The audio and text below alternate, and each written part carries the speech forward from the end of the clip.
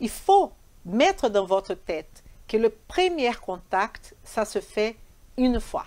Vous avez une chance de enchanter votre client ou votre patient.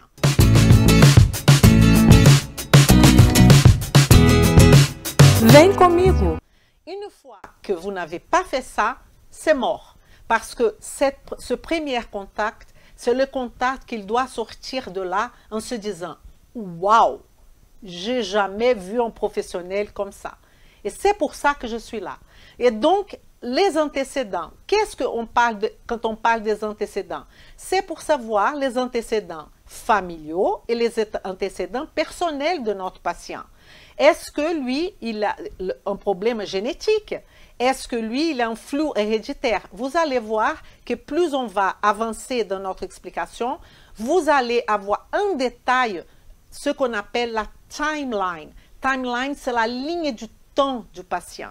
C'est d'une beauté absurde. Vous allez apprendre comment travailler cette ligne du temps. Ah, mais je vais apprendre ça quand? Aujourd'hui, là, avec moi, dans la pratique, vous allez voir. Les déclencheurs, je ne vais pas parler beaucoup de chaque parce qu'on va défiler après de détails. Parce qu'il faut quand même vous dire quelles sont les erreurs. Je n'ai pas oublié ça. Les déclencheurs, c'est qu'est-ce qui est... Le patient, il a une plante principale, évidemment. Qu'est-ce qui a fait que ça commence, cette plante? 6 mois avant, comment était mon patient? Depuis quand qu'il n'est pas bien?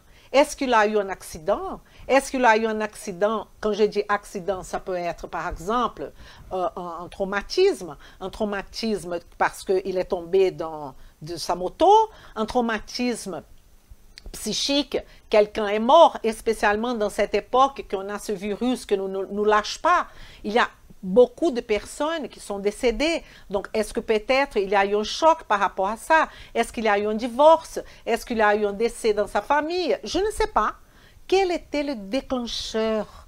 Et après, une fois qu'on comprend les antécédents, qu'on comprend le déclencheur, on va passer au médiateur. Le médiateur, c'est le corps qui va s'exprimer.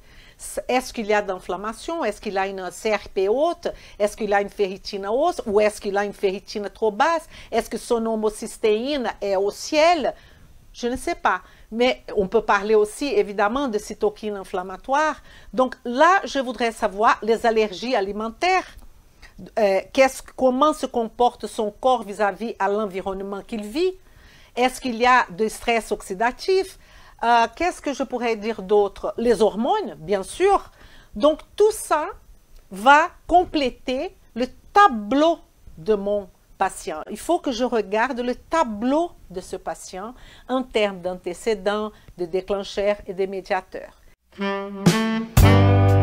Vem comigo!